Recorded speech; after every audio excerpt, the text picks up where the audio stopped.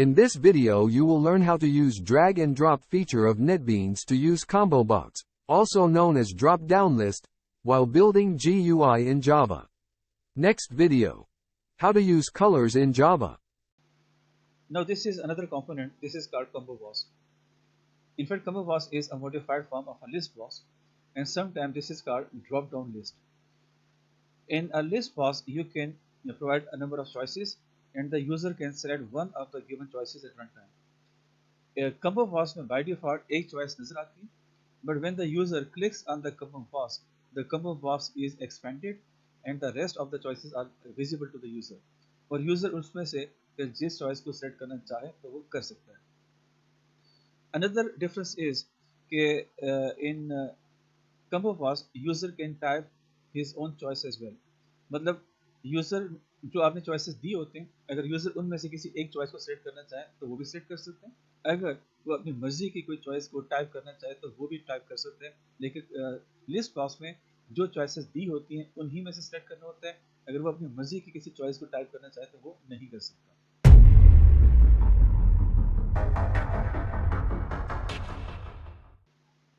Now let us see कि हम ComboBox को कैसे यूज करते हैं. This is the list box जो हमने ऑलरेडी क्रिएट किया हुआ है. You can create your ComboBox as well. This is the ComboBox. इसको हम यहाँ पे drag and drop कर लेते हैं on the JFrame. By default some choices are there. Let me show the choices. अगर आप इसको रन कर लेते हैं तो now this form, this is the list box.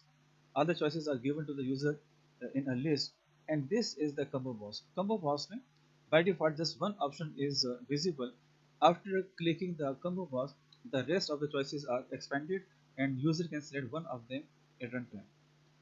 So normally जो ComboBox होती है, it will consume less space, but while using list box you need to provide a lot of space to the list box, depending के उसमें कितने options हैं और आपने कितना सा size रखा हुआ है.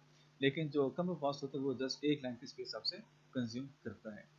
And the next difference is कि list box में user cannot type his or her own choice. जो अपने choices दी होती हैं उन्हीं में से सेलेक्ट कर सकते हैं. वो अपनी मर्जी की choice को टाइप नहीं कर सकता. But in the ComboBox user can type his or her own choice as well. कैसे टाइप करेगा? By default this is not allowed. लेकिन अगर आप इसमें कुछ चेंजेस कर लेते हैं, let me show you the changes. इसको आप पहले सेलेक्ट कर लें. वो सेलेक्ट करने के बाद you can see this is editable. By default this is false. You can select it. Once this is selected, and now if I run this application, then you can see that the ComboBox will be editable and user can type his or her own choice as well. By default ये आपको allow नहीं कर रहा था, लेकिन अगर आप चाहें तो जो गिवन चॉइसेस है आप वो भी सेलेक्ट कर सकते हैं, या अगर आप चाहें तो आप यहाँ पे अपनी मर्जी के चॉइस टाइप भी कर सकते हैं. But in the list box this option is not available. वहाँ पे जो ऑप्शंस आपने ऑलरेडी दिए होंगे उन्हीं में से किसी एक को आप सेलेक्ट कर सकते हैं. User can not type his और हर ओन चॉइस. तो ये एक फ़र्क है लिस्ट बॉक्स में एंड ComboBox में. नाउ द क्वेश्चन इज के इसमें जो आइटम्स आपने डिस्प्ले करने हैं वो कैसे हों, किस तरह हम लेके आ सकते हैं. तो हम यहीं से जो आपने ऑलरेडी ऑप्शंस दिए थे, मैं उन्हीं ऑप्शंस को वहाँ पे डिस्प्ले करना चाहता हूँ. तो मैं इन ऑप्शंस को just to save the time इन तमाम को मैं यहाँ से कॉपी कर लेता हूँ, और कॉपी करके मैं यहाँ पे डिस्प्ले करना चाहूँ तो सेम मेथड से मैं वहाँ पे जा सकता हूँ, और इन सब को मैं डिलीट करके इन ऑप्शंस को यहाँ पे लेके आ चुका हूँ. And if you run this application then you will see all this choices at run time. This is by default the first choice, and after clicking the ComboBox you can see more options and you can select any one of them. और जो भी आप select करेंगे उसको ऊपर आ जाएगा. And if you want you can type your own choice as well. Now the next question is के हाउ टू नो कि यूज़र ने इसमें से कौन सी चॉइस रखी है. तो ऐसा करने के लिए you can create another button और you can even use the same button just to see कि यूज़र ने इस ComboBox में से कौन सी चॉइस रखी हुई है. तो यहाँ पे जो हमारे पास ComboBox का जो नेम था,